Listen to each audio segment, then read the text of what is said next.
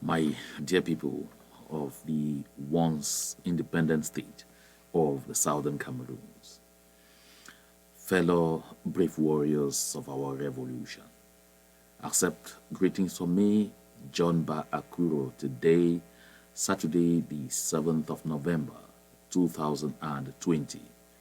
I want to begin this communication by heartily thanking and congratulating all Southern Cameroonians all over the world who set aside time to participate in the global virtual ecumenical service that we organized to honor our children and all those who have departed in our struggle for freedom in Kumba, in Gabu, in Bangem, in Moyoka, in Bali, in Pinyin, in Bamendankwe, and in Kejomkeku. In fact, that's, I should say, in Babanki. There are so many other areas that I might not have mentioned, but take note that we have and will continue to have all of you at heart. Our prayers will continue to be with you. So I want to thank all those who set aside time to accompany the consortium and all the other revolutionary movements, groups, and organizations that set aside time to take part in that very, very important ecumenical service. My dear brothers and sisters of the Southern Cameroons, that said, I'd like us to take a quick look at this document that was issued on November 6th. That's yesterday by the U.S. State Department and addressed to the diaspora. Although they say the Cameroonian diaspora, we appropriate it to ourselves that it's the Southern Cameroons diaspora.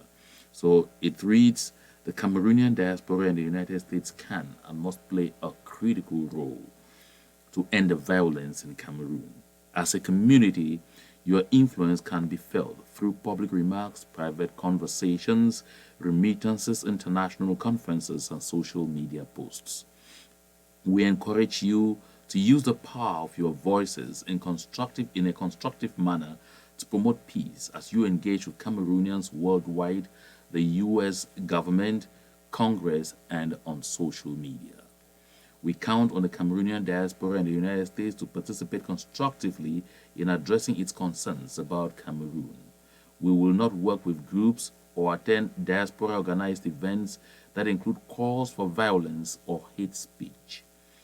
The United States supports the territorial integrity of Cameroon and calls for all actors to peacefully address the long-term grievances driving the current conflict in the northwest and southwest regions and to cease exacerbating the hardships experienced by civilians in those regions.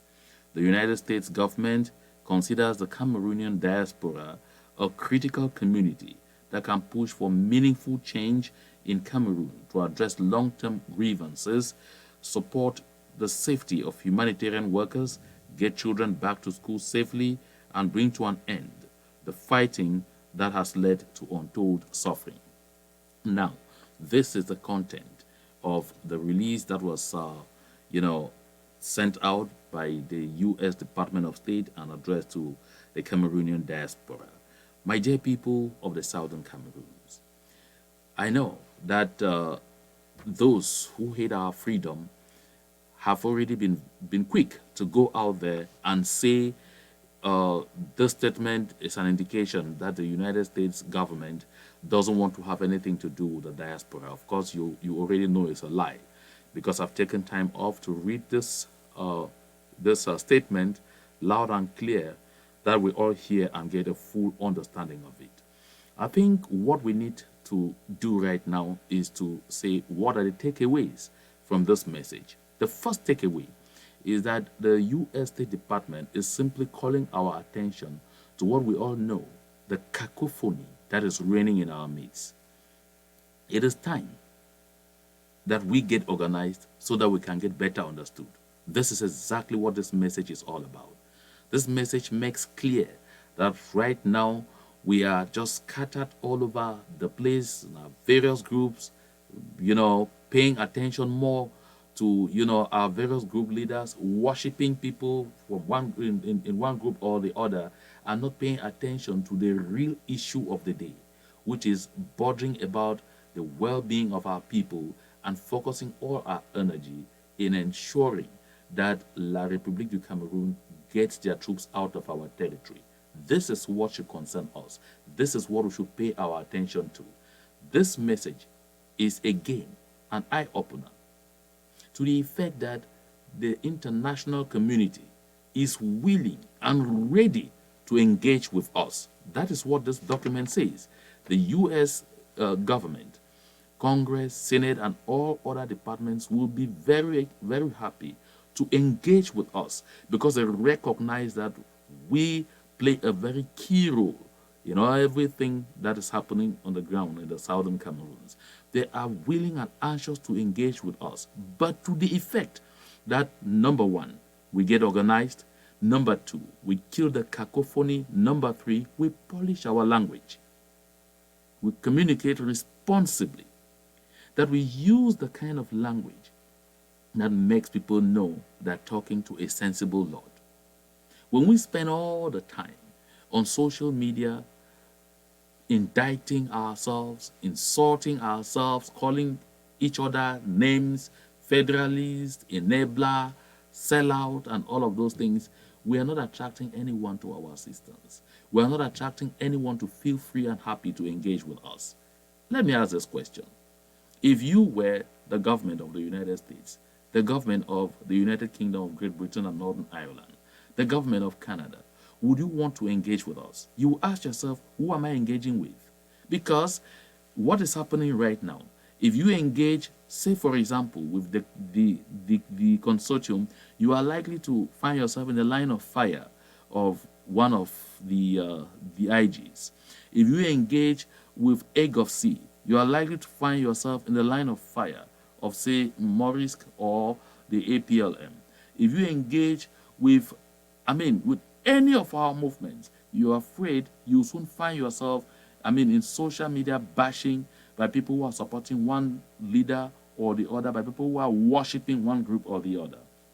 This is exactly the problem we have been facing. This is what has slowed our speed. This is what is holding us from actually taking the struggle to the level we are supposed to take it. My dear people of the Southern Cameroons, this is what I've said always. Let us always be positive each time we see any kind of message like this one comes. It's an expression of concern. These kind of messages do not come from people who hate you. They come from people who like you. They come from people who want to engage with you. They come from people who care about you. They come from people who are bothered about your well-being. So, when these kind of messages come, we should sit down, take a look at this message line after line, and begin to understand exactly what is being communicated to us. If we do that, we will be just fine. I know some people get worried because they see statements like, we respect the territorial integrity of Cameroon. I hope you also remember that the United States Embassy in Yaoundé, which is under the State Department, had issued a statement at one point in which it was clearly written to the government of Cameroon.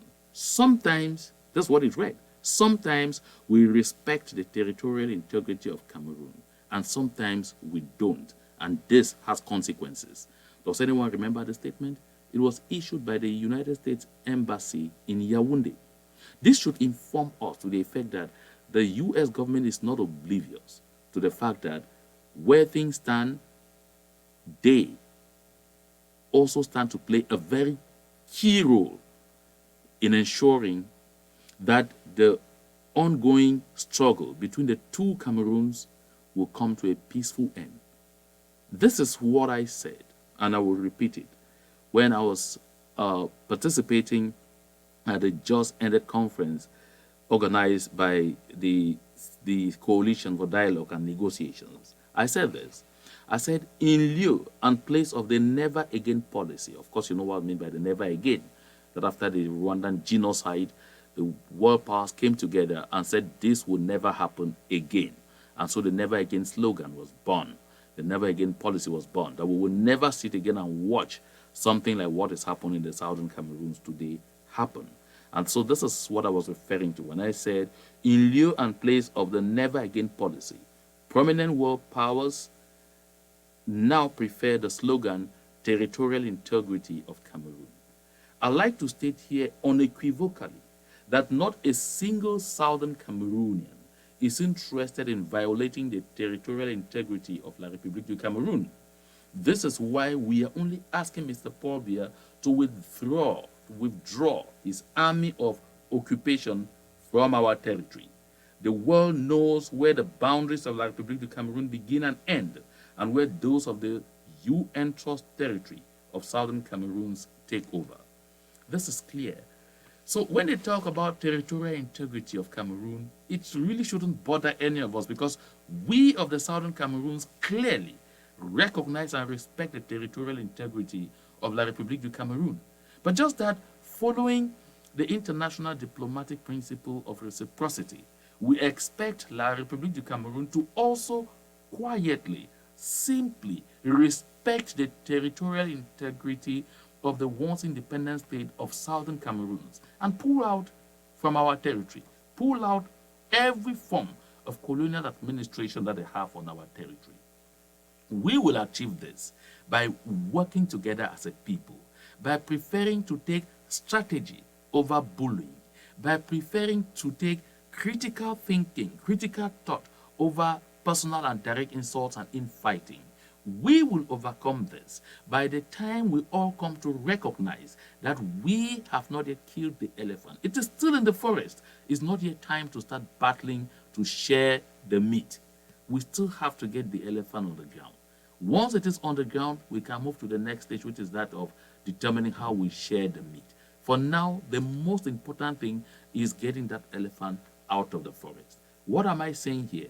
I'm simply saying here that all these reputations of I am the government, I am the authority, if you don't bow to me, you are with La République du Cameroun and all of those things, is not helping us. This name calling is not helping us.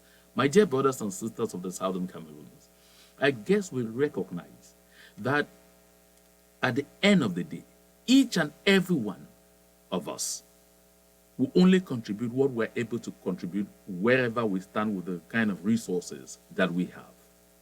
In this movement, we have various sorts of actors. I am of the consortium where we continue to believe very strongly in the force of argument and not the argument of force, where we continue to believe so strongly that a very vibrant and powerful civil society will keep the resilience alive until we get to where we are getting to. While those who are fighting by other means are doing that, what are we doing? We are making sure we get the people to continue to be resilient, and our people are showing it on a daily basis. Let me take this opportunity to say, hooray, congratulations to our people of Kumba, who denuded Nambere recently, very seriously, gave him a stern and sound rebuke on last Monday, when he came in with La République du Cameroun in our mud cars and come to try and deceive our people. I'm sure we had the opportunity to listen to his sound bites, to understand from Nambere himself what he is going through, to recognize that Nambere today, more than ever before, has come to realize that he got himself into a prison voluntarily, that he got himself into a trap voluntarily, that he is not a free man, and that at any time anything can happen to him. So whatever you find Nambere doing, flush it. Because whatever Nambere is doing today, he is simply doing it under duress. He is simply doing it because he has no choice. If he had a choice, he would want to be free again.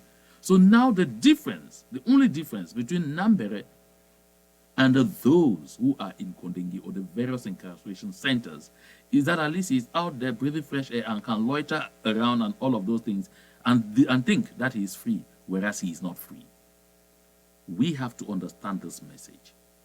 The time for us to pool our resources together, work together as one people, build a clear-cut collaboration platform that brings everyone on board, that makes the world listen to us from one source, get one simple, clear, concise, and coherent message from us, we will begin to take giant strides towards attaining our objective, towards attaining the freedom we seek. But if we continue to be in disparate ranks and at the same time shouting, ho, ho, ho, we need collaboration, we need unity, it doesn't come just because we talk about it. It will come because we work for it. When you sit down, you go on your keyboard, you decide to call the leader of another group names, you decide to call members of other groups names, and then you sit down and say, let us collaborate. How would that collaboration become possible? This is what that statement from the UN government is saying, from the US government is saying. We need to, first of all, abjure hate speech among ourselves. We need to kill antagonism. We need to make sure that we forget about those rivalries, we forget about fighting for power right now and begin concentrating on what would alleviate the pains and sufferings of the people of the Southern Cameroons. What this all means is let us put Southern Cameroons first. If we decide to put Southern Cameroons first, every other thing will fall in shape. My dear people of the Southern Cameroons, the time to do that is now. Don't ask me, how do we do it? Because in your little corner where you are, you can contribute in doing it by refusing to be part of that mob that will go out there to call others names just because they don't belong to the group where you are. We need to sink these barriers and begin to understand that we are one people with one destiny, and we are bound to fight together to ensure that we get all free collectively. If we don't fight together, one thing is certain, we will all perish together. To God be the glory.